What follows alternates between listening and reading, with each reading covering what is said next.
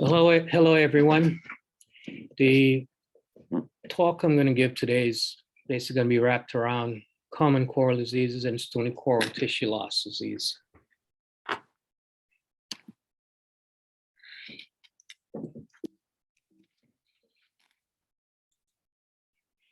The objective is to give a historical perspective of coral diseases, the chronology of coral diseases in the Caribbean region, and the common and major coral diseases in the Caribbean region. Then we move on to stony coral tissue loss disease, SCTLD ID, and comparisons with other diseases in the region.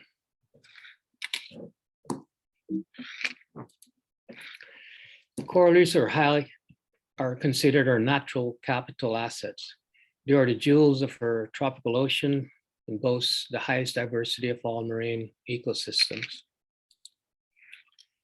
They're highly diverse, complex, and dynamic in a lot of ways, supported by a stable biogenic calcium carbonate framework produced by the scleractinian corals, which are stony corals, ones that have the zooxanthellae, the animals inside of it.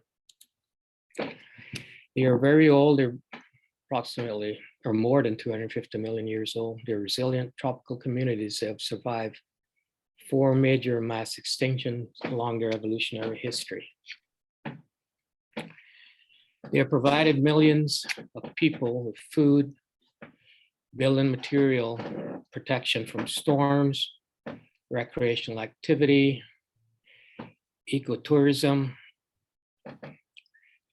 pharmaceutical products, and a lot of other stuff. In mainland Cayman, we use it as a tourism product and a recreational activity. Our lives are sort of tied to the ocean in every way. However, the major causes of coral reef degradation in the Caribbean regions are biotic diseases and bleaching. They're both highly correlated with increasing oceanic temperatures in the whole basin there. They've experienced significant losses in composition, structure, and function. A lot of these can be attributed to natural and also anthropogenic factors, human-induced. We're part of the whole problem with them.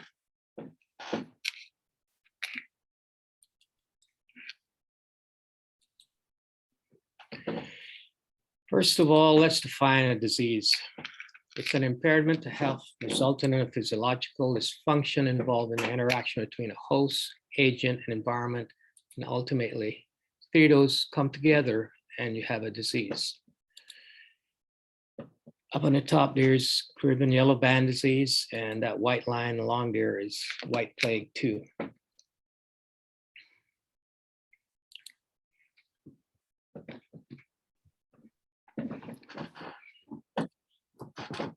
In a nutshell, if an organism develops a disease, it has to be some breakdown of the host defenses mechanisms to establish for the pathogens to establish themselves. There are 2 types of infectious diseases. 2 types of diseases. One is infectious, which is produced by pathogens or parasitic organisms that invade the cells, tissues, or organs. And this is transmittable across hosts, meaning it can go from one coral to the next. And it's microparasites such as virus, bacterial pathogen, fungi, protozoa, and the macroparasites, which are nematodes, tapeworms, and arthropods. There's also non-infectious diseases, which are produced by pathogens or parasitic organisms, mutations, malnutrition, including abnormal environmental conditions that are not transmittable across hosts, meaning they don't jump from one animal to the next, but it can cause growth impediment and physiological dysfunction, bleaching, and the like. Here we're looking at the wider Caribbean region there. The first thing you see, it's almost like it's a small semi-enclosed body of water. Though it only accounts for 8% of coral reefs in the global tropics, it accounts for greater than 60% of all coral diseases. Coral reefs in general have been around, diseases have been around for millions of years and may have produced significant declines in mortality in the past, but this cannot be confirmed in our geological or fossil record. However, the emergence of diseases in the Caribbean in the past few decades appears to be unprecedented in our geological record. That being said, a few single virulent diseases have killed off coral heads that are some of them over 500 years old, such as Caribbean yellowband, and now Stony coral tissue loss disease. The high virulent factor and high infection rates of Stony coral tissue loss disease further indicates that it is a recent and expanding problem, this issue we have with coral diseases in the region. The region has a high connectivity across countries, islands, and such. We have a high dense human population, and we're known as hurricane corridor, because we all experience that sooner or later, living in the tropics here. And there's a high accumulation of temperature stress due to this body of water being semi-enclosed. You sort of have the culverts to the Eastern Caribbean, the Lesser Antilles there, and we're ringed with Puerto Rico, Hispaniola, Cuba to the north, northeast, and South America to the south, and Central America and Mexico. Imagine if all the water comes into there and it only really has one exit on the Caribbean mainstream current that goes through the Yucatan channel there. That's a narrow avenue for it to exit. That being said, it sort of loops back and it becomes a big mixing pot, if you want to put it in simple terms. So any disease that outbreak in the Caribbean sooner or later is distributed around the whole region. We're also subjected to the African dust depository that we have sometimes annually, where it deposits that in the Caribbean. And it's sort of, we've had over 17 new coral reef diseases over the last 30 years that have emerged in the region here. And we have 7 virulent events over the past few decades, and 3 major bleaching events in 98, 2005, and 2010, affecting over 75% of corals and causing high tissue mortality, decreased growth and decreased fecundity, and the decreased fitness or well-being or health of corals on a whole. All this amounts to the Caribbean being named as a disease hotspot. The only accounting for 8% of reefs globally and 60% of coral diseases is a worrisome thing in terms of emerging diseases. In a simple term, most coral diseases are relatively low, around 6%, with outbreaks being about 25% prevalence. However, Stony coral tissue loss disease that emerged in 2014 runs between 60 and at times 100% prevalence on our reefs.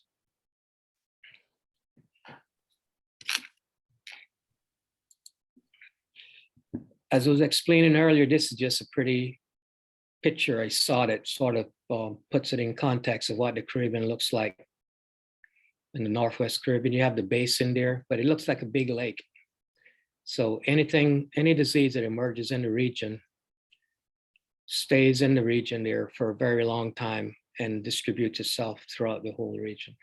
And that goes back to connectivity, how we all connected, whether it's coral larvae, fish larvae, there's sinking sources where we all feed each other. The chronology of diseases in the Caribbean. I'm just going to give a brief history of the emergence of diseases over time. We had the first record of bleaching was in 1911, but there's been some severe acute bleachings, and that one in 98 that was global in the tropics. And then there was 2005, 2010, and 2020.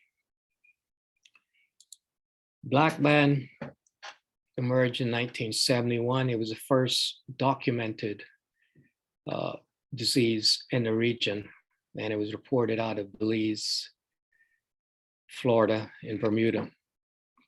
And the disease seems to come and go with outbreaks depending on environmental conditions that foster or sort of aid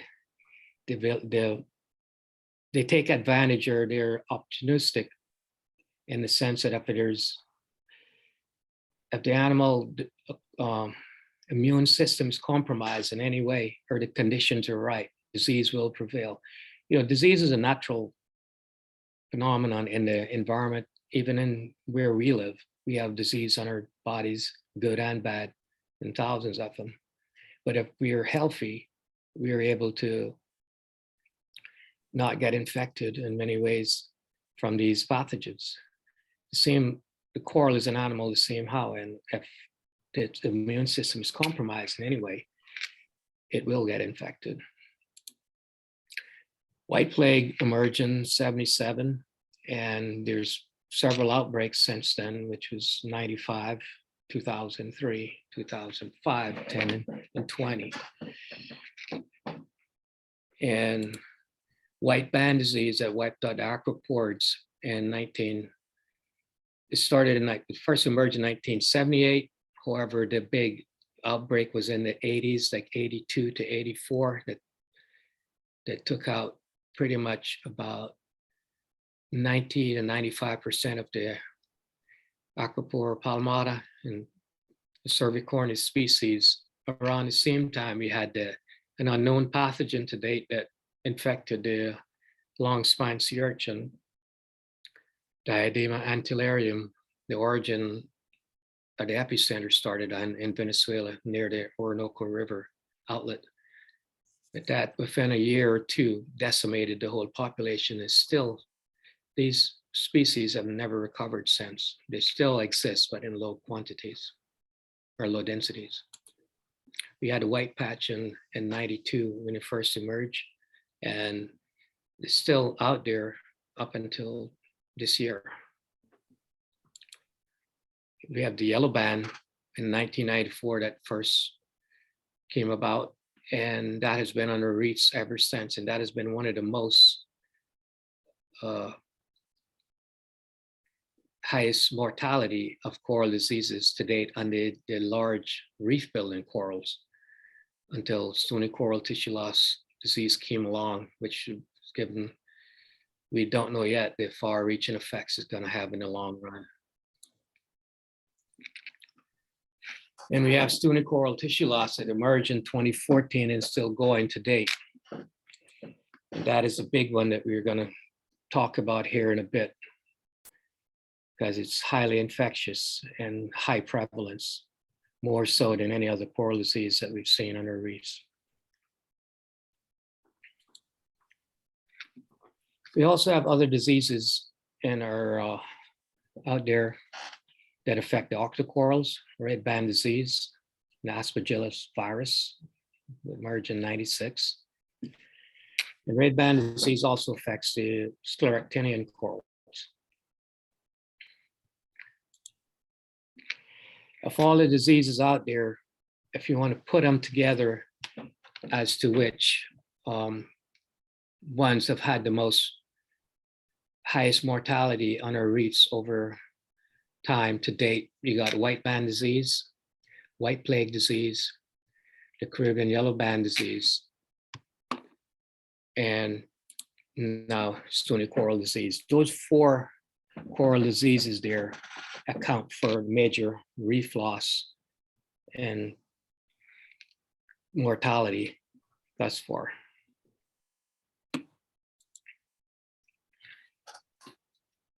White plague disease has a similarity with stony coral tissue loss disease, that it exposes a white skeleton. And it's also confused with bleaching and other white syndromes and predation by snails and fireworms also. But there's two types of white plagues, type 1, type 2. Type 1, when it first emerged, it only affected, I think, was the ferox species in the Florida Keys. However, in about, I think that was in 95, it emerged as a type 2, which is fast moving and infected 16 species of coral instead. But these are all just outbreaks that are for short duration, though they're very produce high mortality at times. Most diseases thus far were only emerging during the summer, fall, when the temperatures are higher, water temperatures, and it subsides as the winter comes in, and it's only over time, occasionally there'll be outbreaks, not a consistent and persistent like we see with the stony coral tissue loss disease. And one way to differentiate between white plague disease and SCTLD is white plague usually starts at the sediment and that layer between the sediment and the animal, and slowly moves up on the animal. As you can see in that top left photo there, you can see how it's moved from the sediment moving up to the top of the animal. And it does that almost every coral that it infects. It always starts at the base. Bleaching is another one that from a distance from the eye can be mistaken for a SCTLD. Or bleaching, the animal is still alive. Corals get about 80% of their energy budget from the symbiotic relationship it has with the coral. It gets the other 20% from feeding with its tentacles in a water column. So it can survive for a period of time. And if the environmental conditions, such as water temperature, goes back to the normal, it will repopulate itself with zooxanthellae, the little microscopic algae in it, and it will survive. One way to tell bleaching, I always look at it, it has a sort of like a blend of when it loses the zooxanthellae. So you'll have the pigmentation of, the color of the coral fade into the white skeleton. And as you can see in the second image down there, you see the little tentacles sort of sticking up there. That's a mode of feeding that can still do when it's lost its symbiotic zooxanthellae.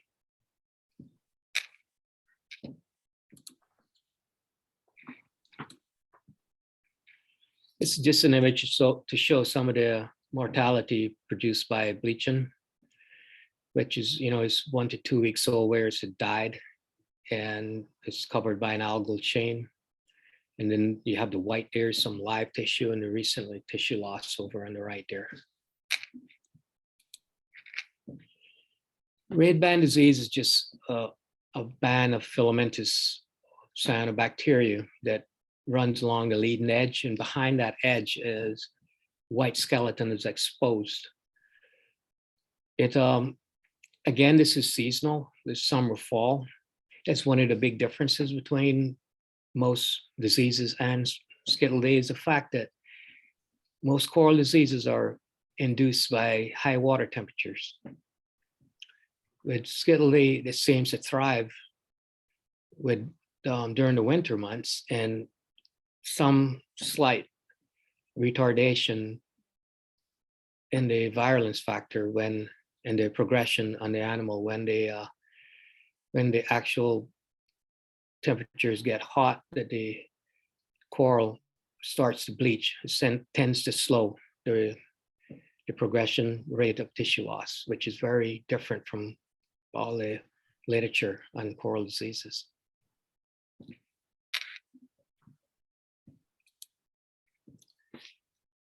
Another one that's really mimics in a way the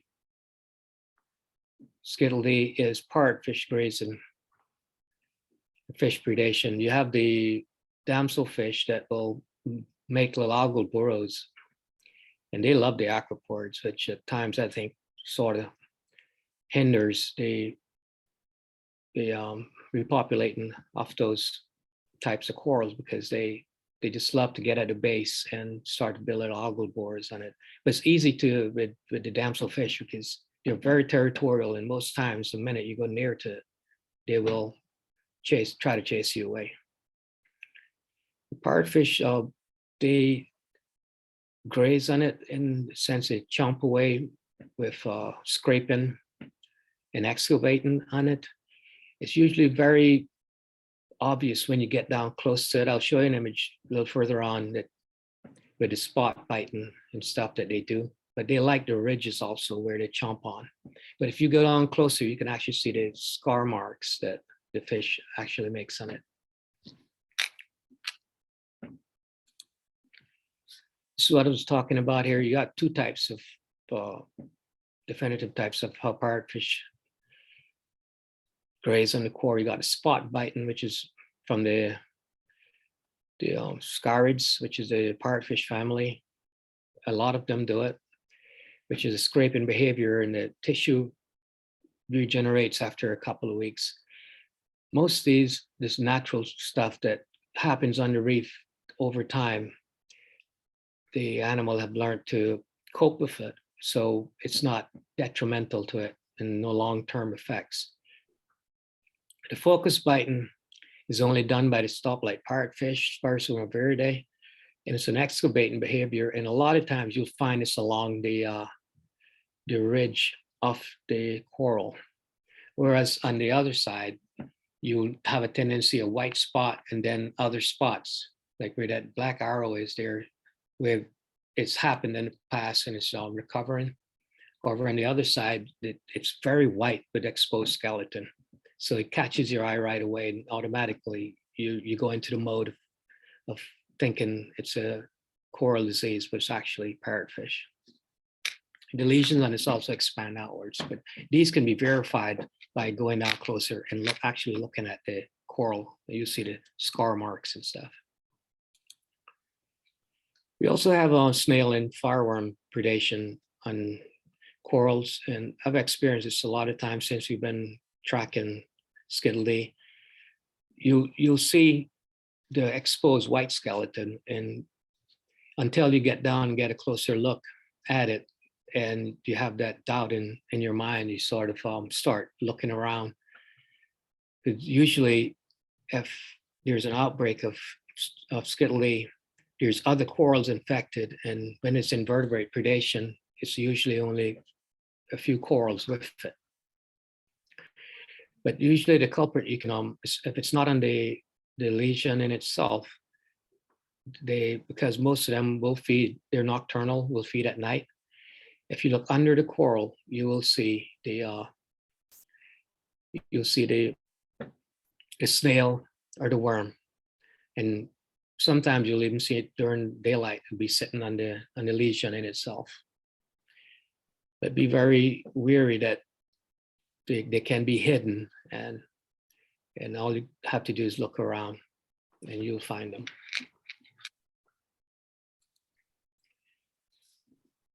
Redband disease is like black band disease, is a ribbon of cyanobacteria, which is on the leading edge of the disease. It also affects the octocorals and the scleractinian coral, the hard corals.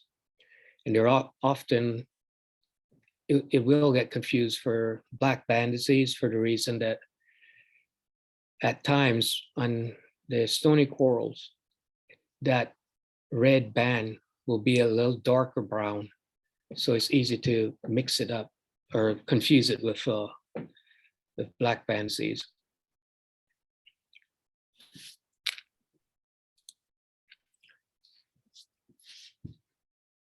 there's a group that even though there's like 15 to 18 coral diseases around that we deem as being a disease, there's other syndromes, we call white syndromes, that where irregular patterns will show up in the core, whether it's a circular spot or a rectangular. All these here, none of the pathology or etiology have been done in these diseases. And because most of the outbreaks are short term and we don't really have the leisure of time to do all the work. So they've grouped into these, we call them Caribbean white syndrome, sort of put them in a box there till we can figure out what's going on with it. But you'll find these all over the reef. They'll pop up and then they'll retard away, mainly during the summer, fall. And you sort of see like a detent on the coral head, and it probably get an algal sheen over it that's also thin algal sheen that identifies it, and you just see these spots all over the reef.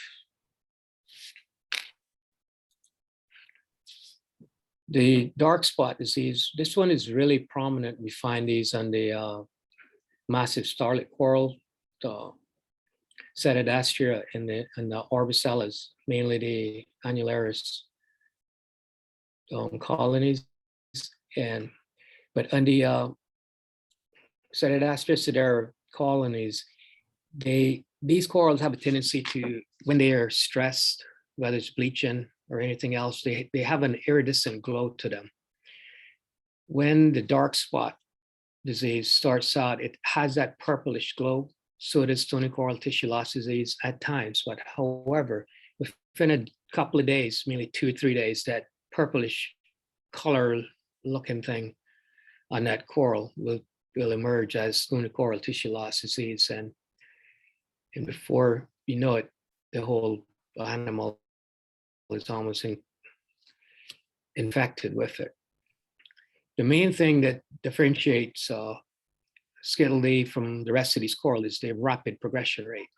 So if you see a coral today and you make a note of the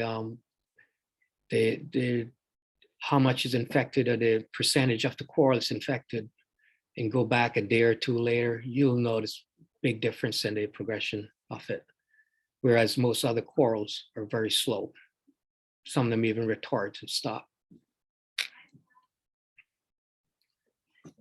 Again, this area is mainly summer, fall. Occasionally it extends into the spring and winter, depending on the temperature. Caribbean yellow band disease is one that has really had an impact on our mountainous star corals, the Orbicellas, and I've measured this on our reefs here in Grand Cayman since over the last 25 years at some permanent sites I've had. And of all the species that we've lost, it's been the Orbicella group, and mainly due to bleaching and yellow band disease. And that has been regionally, it has had a high impact also. But again, this is mainly in the summer and fall, and occasionally extends into the winter. However, stony coral tissue loss disease it looks like it's going to be the most prominent and most detrimental to our coral reefs going forward as compared to yellow band.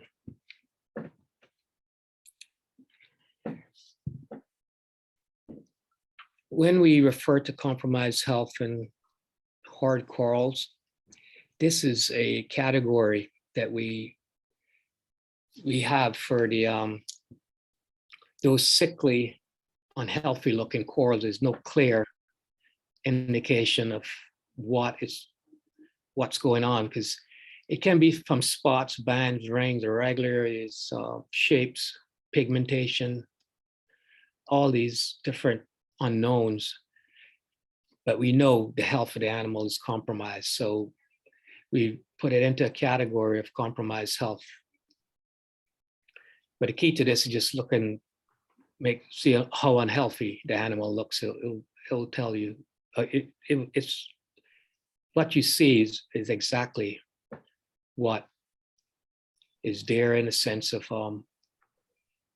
you'll have various discolorations and stuff like that on the animal, and it won't be the prevalence won't be that high, and there's no apparent seasonality to it. So, and it's very slow progression. It just looks sick, basically, but it can over time lead to though most cases of partial mortality, it can lead to total colony mortality over time, because it's almost any compromised health in the coral reefs is due to environmental conditions have been degraded. So it's basically responding to that.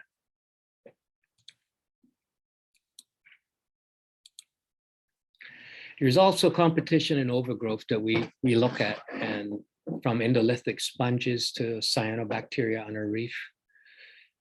And occasionally you'll see a coral that has white exhibited on it, and it can be from just the macroalgae brushing along on the coral, and in that area the zooxanthellae is expelled, so you see the exposed skeleton, like that circle in that bottom picture right there.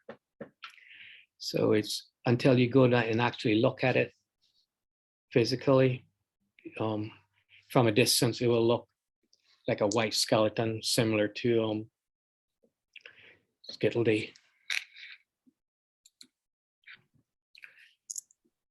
When you're evaluating signs of disease, you look for abnormal coloration.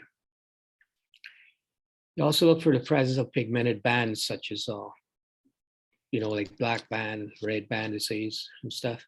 And you look for recent tissue loss. Also, unusual patterns of growth and stuff. But please bear in mind that a coral exhibits, because of the environmental conditions, and it can exhibit multiple signs and multiple diseases all at the same time. It could be being bleached, it could have black band, it could have SCTLD, it could have white plague and stuff. So be very cognizant of the fact that corals can exhibit multiple signs.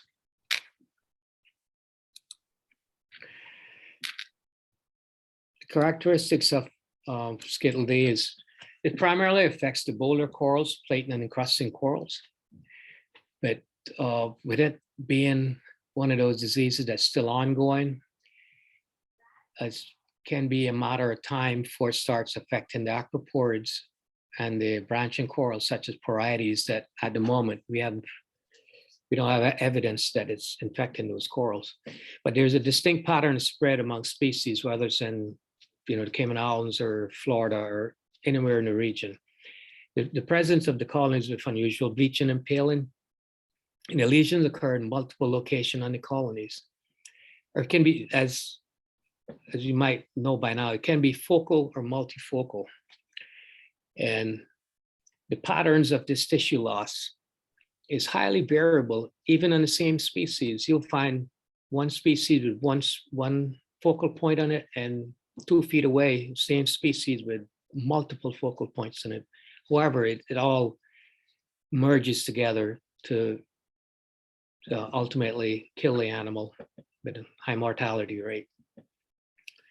It's a high prevalence of affected coral once SCTLD is established, and high rates of the coral mortality. Here in Cayman, we were measuring from 60% upwards to like 100% of the tide corals that we've done over the last 18 months. And the disease is active throughout the year for multiple years. It's been taking its toll in Florida reef since 2014 with no end in sight. So it's very different from other diseases that we've seen over the last 30 or 40 years. And the it doesn't follow the pattern of normal diseases where the most diseases retards in the winter months. This one does not. It's the exact opposite. It only declines a bit during the peak temperatures, especially when a colony is paling or bleaching in the summer months or fall months.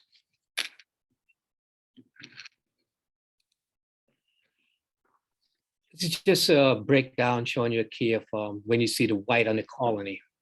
If tissues present, it's bleaching, because like I mentioned earlier, the tissue is sort of like a blend, because when cores bleach is a combination of factors that triggers it, from high UV penetration to microcurrents to water temperatures and stuff. If you see a denuded skeleton, you look for skeletal damage, such as in, it's predation, possibly by scards, the parrotfish and stuff, the family of fish there, and the presence of predators. But most predators like snails and the worms, the skeleton will still be there. So the skeleton is not denuded. And competition, and you evaluate the tissue loss and the patterns of tissue loss, because SCTLD follows a very distinct pattern. And tissue sloughing, again, on some of the corals, they exhibit that. So in the field, again, you look for recent tissue loss because SCTLD is so rapid. What species are affected? You have the high, the medium, and the low. That's clearly defined across the whole Caribbean region, and what this disease affects in species and how common is it. I mean, one of the first things I do is, or you can do, is to look around. Does it seem to be spreading? Is the mortality high? Is it killing the corals? How common is it? And start to draw conclusion based on that. When you're identifying it from other diseases and syndromes, as I mentioned earlier, you identify the presence and prevalence of the tissue loss and determine the causation of the lesions, disease, predation, overgrowth, competition, physical damage and stuff, bleaching. And if it appears to be a disease, you then try to determine the potential type of disease. As I mentioned earlier, the major ones that we see on the reefs here, I spoke about briefly. But you try to narrow it down and key it out. And you try to do a community evaluation of the species present, because most coral diseases are host specific, or it's a small number of hosts that it infects. Whereas stony coral tissue loss disease infects a wide range of hosts. And it has the highly susceptible, as I mentioned, low, and the medium. You also try to make note based on the presence of the recently dead corals. The reason you do that is because you actually, by looking at the species infected, how much the progression of it and stuff, you can almost backtrack as to when that outbreak started. So you can put a timeline on it. That's the purpose of that. As you know, it affects more than 25 susceptible species with very high mortality rates with them. The ones that are high, that are the early susceptible species, we've been seeing here is mostly the flora coral, the Musciphylla fasciata, the meandrina, maize coral, the Stockesii, the elliptical star coral. Those three, we still have the ginger gyro, the pillar coral, but the low density of those around in the region, really. It's not often that you find those, but they're highly susceptible to it. But those four species right there are usually, I call them little fires, mainly the first three I mentioned, because they're the first to get infected and sort of light the reef up in a way of spreading the disease of high viral loading. But also you got the Copophilia natans, the brain corals, the Strigosa, Cligosa, and Labyrinthiformes, along with the Copophilia natans. And the more intermediate one, you got a Solanaceae, and the Orbicella complex is the one that the lobe star coral and mountainous star coral, which are major reef builders. And Cavernosa, this large cup star coral, along with a massive star coral, Pseudodaspia, Sedera. And again, I'll mention that the low susceptible, that the Agricea and the branching corals and the Porites, the mustard hill, and the aquaporids. They're from low susceptibility to not acquiring the disease. However, it's still that the jury's still out on that because the disease still runs in the reef, and to date there's no evidence. But however, that might not be tomorrow or next week or next month, considering how the pattern is going with stony coral tissue loss disease and infecting corals on our reefs. As I mentioned earlier, talking about the multifocal point on this elliptical star coral, Sakizii, at times you'll find just one focal point. However, as I'm pointing out on this here, there's 5 points on this of the disease that SCTLD is emerging. And over time, and this is one of the rapid progression ones of the disease, those points will all merge together and ultimate death of the colony. And depending on size of the colony is how long really the coral lasts on the reef, because the smaller ones will definitely die much quicker than the larger ones because of sheer size with it. And as I mentioned earlier about the patterns of tissue loss, and there's highly variable amongst the same species. This is, again, the elliptical star coral, showing the various different patterns that it exhibit, the SCTLD exhibit on that particular animal. And just as a recap to define about when tissue loss occurred, this is just showing the recent mortality, old mortality, which can be weeks to months, and the transitional one, which is within 4 to 14 days or 2 weeks time.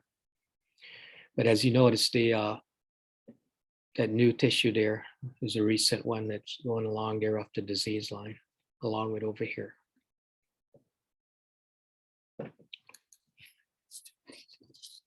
The high prevalence of affected corals once SCTLD established in that area produces very high mortality. And I just didn't want to give a grim picture of what it looks like afterwards, but that's a photo of an area in the region after stony coral tissue loss disease have gone through with it. It's highly active throughout the year and for multiple years, and it's still ongoing. It's highly virulent in the winter months and seemingly slows during the peak temperatures, especially when colonies are bleaching, which is opposite of what we expect with most coral diseases. However, I'm trying to wrap this up here, is all this boils down to environmental drivers causing the disease outbreaks. And we used to refer to diseases as a secondary phenomenon that was caused by opportunistic pathogens after physiological stress of a change in environment. However, the factor in this that we all don't want to admit and face is the human factor. One of the biggest challenges is because the corals are only responding to the issues that we throw at them in one way. And one of the hardest things I've experienced to change is human behavior. We can, With declining coral reefs, not only in the region, but globally, due to natural and, anthropogenic factors that by humans, stressors that we impose on them, including global climate change, is one of the biggest drivers. This all amounts to what I mentioned earlier about the Caribbean being a disease hotspot due to the fast emergence of diseases and frequent episodic events, such as what we're having or experiencing right now. And, but this has been going on for, 30 or 40 years due to most part human activity. And of all the diseases I've mentioned, there's 15 of them that really affects all of the reef building structures, hard corals that we have out there. And for most of these diseases, because our limited knowledge and lack of funding and interest in doing the pathology and etiology of the coral diseases, we're just trying to play catch up right now and trying to understand what's going on, even with stony coral tissue loss disease. The impact of diseases sort of lessens the reproductive output of corals and hinders their potential for recovery. And until we can get a grip on human behavior and trying to restore environmental conditions to what they were prior to all these changes that we were seeing that's happening on the reefs, we're going to be dealing with issues as such moving forward. With that, I'm going to end the presentation and open it up to question and answers. Whoever would like to mention that the AGRA website has a lot of information on coral diseases, and also not just coral diseases, but identification of stony coral tissue loss disease. I would encourage everyone to go to and have a look and poke around there and for further information. Thank you. All right, thank you, Croy. Has anybody got any questions regarding coral diseases in the Caribbean or SCTLD itself? Thank you very much. Yes, I have one question, if that's okay. Sure. So I know the previous question was about the treatment. However, I had to watch the recording, so I didn't get to ask questions. But I'd like to ask a question about the treatment.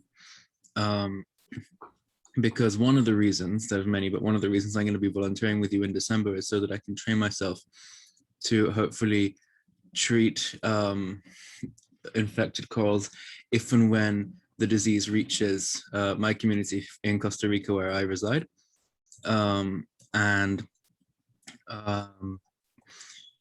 I was thinking of maybe importing some of the amoxicillin and base 2B, but I understand that you have to be a research team to order the base 2B from the website that I believe you get it from. Is there any type of resin that you would recommend, or type of amoxicillin that you can buy off Amazon that I can get now so that I have it with me while I'm where I am right now? I'm able to order these things. There's several questions in that one question there, but the base 2B serum or coral ointment, whatever we can call it, is formulated to stick to the coral in the sense that it's a wet environment, as you know, but not a lot of stuff's going to stick to mucus in that layer. And one of the questions, or one of the concerns we had, was the fact that a lot of the antibiotic is lost to the environment, and that's the last thing you want to do is, to make it freely, floating away into the marine environment further, I guess, as a pollutant. But what the base 2B does is sticks to the coral and allows it to get into the mucosal layer, into the animal, that that effect is minimized. So the base 2B is controlled, but I think, as you rightly mentioned, research groups that have the expertise to use it effectively and efficiently. That was a major concern with that, as I understood when I first got involved with ordering base 2B ointment.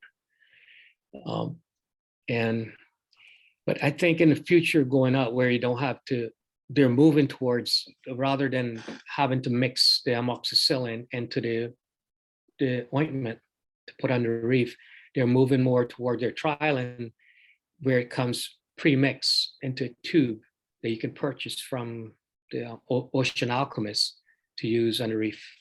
Jay, you would like to add anything else to that?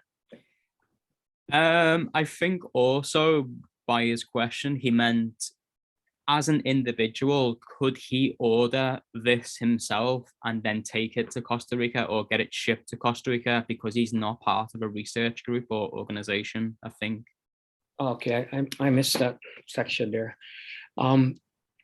That I'm not 100% sure. However, I can inquire for you. So if you send me your email, I should have an answer for you and within the next few days or so. Thank you. I'll note your email. I'll send you my question. Thank you. Any other questions?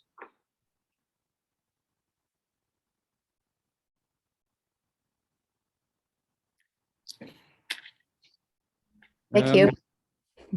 Yeah. Do you have one? No, I just said thank you. Oh, okay. All right. Well, okay. Thank you very much, Dr. McCoy, for your presentation then. It was very informative, and I hope everyone else found it informative as well. And shortly, we'll be going on to session 3, where I'll be presenting. I'm just going to go for a small break. I'll be back in 2 minutes, and then we'll begin. Okay. 3 o'clock. Yeah. Okay, thank you.